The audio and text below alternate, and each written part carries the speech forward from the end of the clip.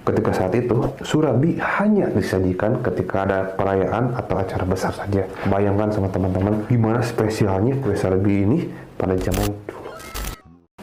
Halo teman-teman semua, ketemu lagi dengan Bang Bocil di sini dari Mama Bertopeng.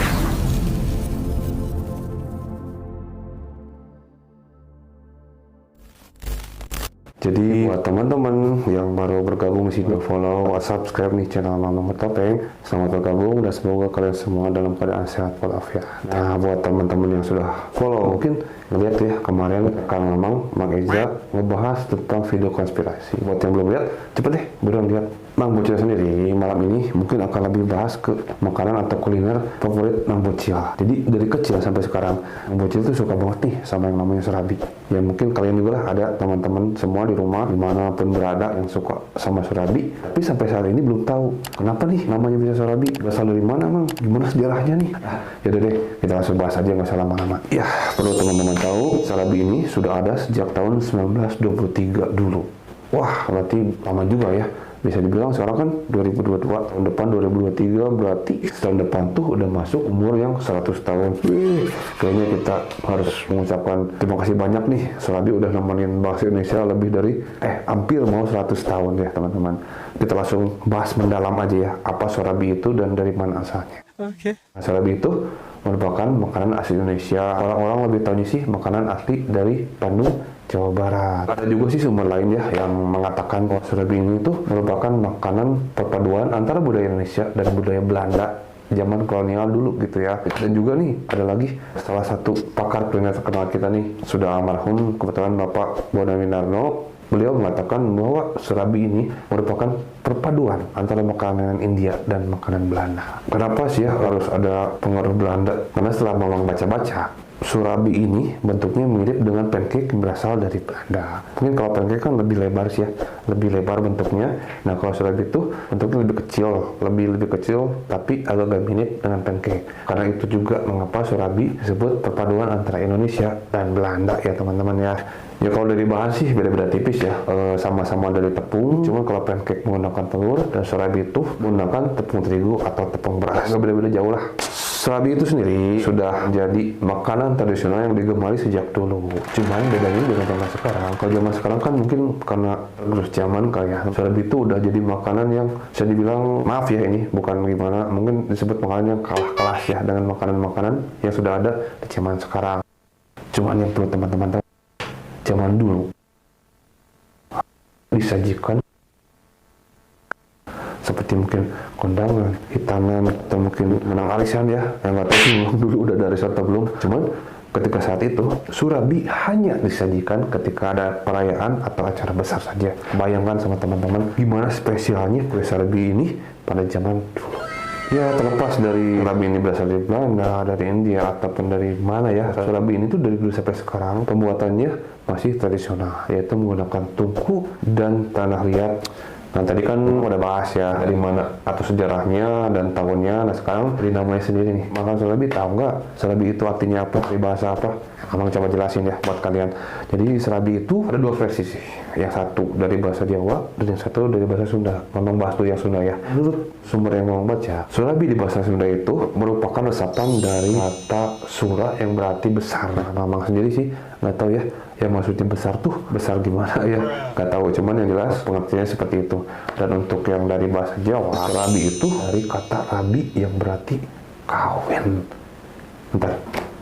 Kawin ke makanan, kawin ke makanan. Ini hubungannya Mama juga nggak tahu ya seperti apa, cuman kalau dari pengertiannya sih rabi itu di dalam bahasa Jawa artinya kan kawin. Nah kenapa dari yang tarabi dari kawin berubah menjadi nama makanan? Mungkin teman-teman semua ada yang tahu nih. bisa komen di bawah, jelaskan, bantu Mamang menjelasin. Cuman yang mau baca, mungkin karena dalam proses pembuatannya ya, kan si serabi itu bikin cuma sebentar, dan proses rabi itu hanya terjadi sekali kawin saja, alias cepat. Jadi bikinnya cepat, beres, jadi disajikan. Itu mungkin ya, Mamang juga belum tahu. Mohon diralat aja kalau ada kesalahan. Nah, pada kenyataannya di Indonesia itu sendiri serabi tersebar di berbagai wilayah. Serabi Bandung dan Solo, ada juga serabi Mataram teman-teman, serabi Jakarta, atau yang mungkin teman-teman lebih kenal dengan nama kue ape yang warna hijau yang rasanya manis, dan juga ada serabi modern. Kalau ngomong bahas satu-satu kayaknya sih terlalu lama nih, bisa-bisa memang sehari semalam cuma ngebahas serabi doang gitu ya, kan nggak mungkin. Di sini nih Mamang cuma bahas 2 jenis serabi aja yang legenda di Indonesia. Apa saja nih 2 serabi yang terkenal itu? Serabi yang terkenal di Indonesia sampai saat ini tuh ada 2 jenis, ada 2 ya teman-teman ya. Yang pertama serabi Bandung, dan yang kedua serabi Solo. Meski keduanya dinamai serabi, terdapat perbedaan yang cukup signifikan nih di antara kedua serabi tersebut. Yang pertama, cara masaknya.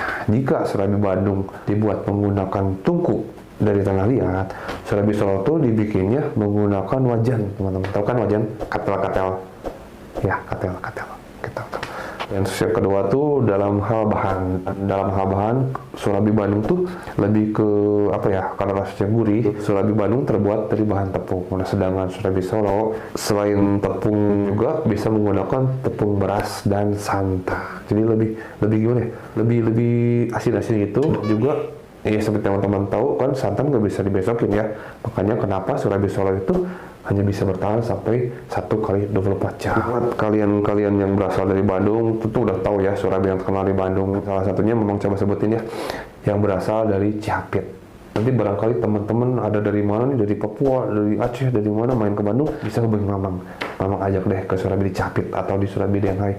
Wah, udah deh, pokoknya mah gak mau pulang deh, udah bukan serabi di sana mah. Dan berhubung Mamang posisinya jauh nih dari serabi Hanghai, kebetulan nih kemarin kan Mamang beli serabi di dekat rumah, bisa dibilang serabi Bandung banget lah menurut Mamang mah. Jadi buat kalian yang pengen tahu deh gimana serabi Bandung, kita lihat aja langsung videonya ya. Yuk. Nah, seperti yang teman-teman lihat tuh di video, serabi ini dijual ya ngebawa roda tuh. Cuma di rodanya kan sudah sempat teman-teman lihat tuh menggunakan tungku dan tanah liat.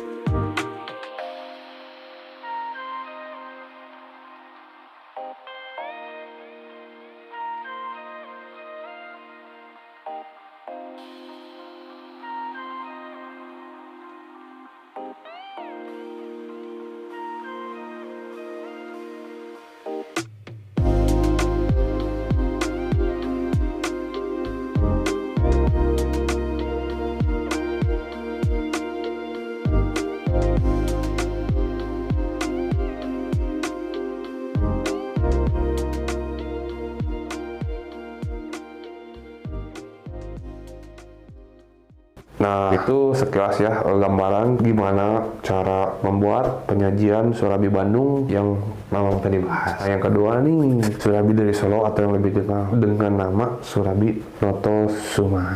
Serabi Noto Suman ini berasal dari Solo, bercita rasa manis dan gurih. Kenapa gurih? Karena seperti yang Mamang bahas tadi, serabi ini dibuat menggunakan santan. Dan dalam penyajiannya tuh, kalau teman-teman lihat kan tadi serabi Bandung tuh ya seperti itu ya. Nah, kalau serabi Noto Suman ini di zaman sekarang itu dijualnya dengan cara digulung, karena kan bentuknya lebih tipis, jadi digulung dan baru disajikan di dalam daun pisang, dibungkus ya, istilahnya dibungkus. Serabi Noto Suman ini ternyata nih penciptanya atau pelopornya itu berasal dari pasangan etnis Tionghoa yang bernama Hu Ging Hok dan Han Giok Lan. Kenapa namanya harus Notosuman? Jadi ketika saat itu kedua pasangan tersebut mulai mempelopori pembuatan surabi ini, dibangunnya atau dirintisnya tuh di Jalan Notosuman Solo, yang mana saat ini tuh udah rubah sih namanya. Jadi kalau teman-teman sekarang ke Solo itu dia udah bukan Jalan Notosuman lagi namanya. Sekarang tuh kalau nggak salah ya di Jalan Muhammad Yamin. NANI? Omae wa mou shindeiru. Kenapa brand Notosuman ini begitu melekat sampai saat ini atau bisa disebut legendaris? Karena perlu kalian tahu ya, perlu kalian tahu semuanya bahwa brand Notosuman ini berdiri sejak tahun 1923, atau bisa dibilang ya pelopor surabi di Indonesia juga salah satunya ya beliau ini gitu. Ya berarti umurnya seperti yang tadi Mama bahas udah hampir 1 abad loh. Tahun depan tuh brand ini udah 1 abad ya, barangkali yang punyanya ngeliat nonton mau ngasih kado gitu karena 100 tahunnya ya memang sih terima-terima aja gitu, mudah-mudahan ya, amin gitu kan. Untuk contohnya itu sendiri, surabi Notosuman itu bentuknya seperti ini ya, teman-teman bisa lihat di foto yang Mama tampilin. Jadi emang sih bentuknya lebih tipis dan ada seperti kerak-keraknya gitu ya di sampingnya. Cuman itu sih yang bikin rasanya menjadi beda dari surabi Bandung tuh, selain karena tampilannya dan packagingnya. Juga surabi Notosuman ini hanya terdiri dari 2 rasa, yaitu rasa original yang mana rasanya yang gurih, dan satu lagi tuh yang original cuman di atasnya ditaburi meses coklat. Aduh, kok jadi pengen surabi aja kayaknya.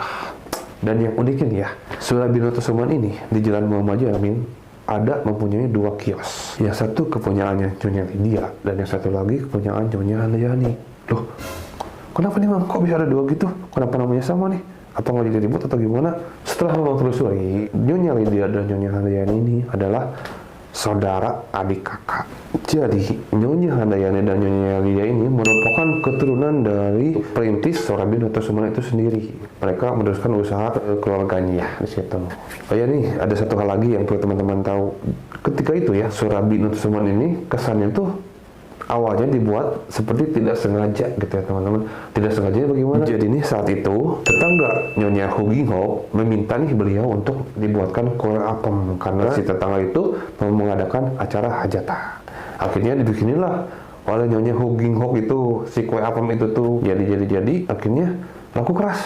Ternyata yang awalnya karena pesanan pribadi itu di daerahnya atau di Solo menjadi laku keras. Sampai suatu ketika nih muncul pembeli lain dan dia merequest kepada beliau bahwa mungkin seperti ini ya kali ya. Tok, Nyonya, saya mau bikin kue apem lagi nih, mesin kue apem lagi nih, tapi tolong dong lebih tipis, kata beliau tuh ya. Akhirnya oke deh, karena ingin memuaskan pelanggannya, dibikinin lah surabi yang lebih tipis itu. Dan ternyata di luar dugaan meledak di pasaran, yang mana awalnya kue apem dengan karena request menjadi bentuknya lebih tipis, akhirnya dinamailah menjadi kue serabi. Itu tuh sejarahnya tuh. Jadi teman-teman harus tahu, jangan tahu makannya doang atau kudu apa sejarah lagi naon kudu apa.